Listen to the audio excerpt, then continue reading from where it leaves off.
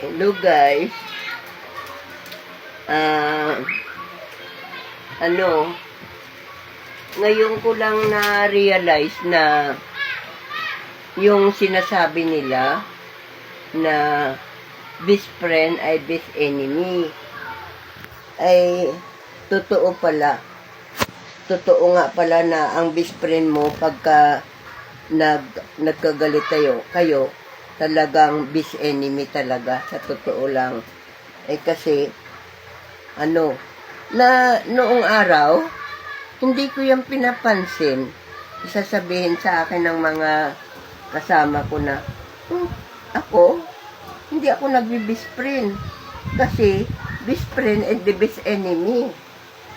Oo nga naman, totoo nga. Ngayon ako naniniwala na best friend is the best enemy. Kasi, pag nag-away pala kayo, hindi na kayo magbabati kailanman. At saka,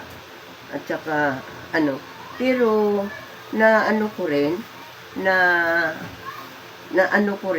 sa tanda kong ito, na mayroong tao din naman na kahit hindi ko gaanong best friend, naging tapat naman sa akin.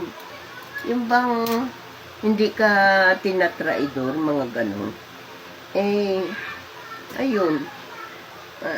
Ngayon ko lang nalaman na totoo pala yung pinagsasabi nila na best friend is the best enemy. Kasabihan kasi yun Oo, yun lang ang maipahatid ko sa inyo na motivation message na yan ay yung best friend pala is the best enemy. Naniniwala talaga ako. Oo. Kasi nga, tingnan mo, yung mayroon akong kaibigan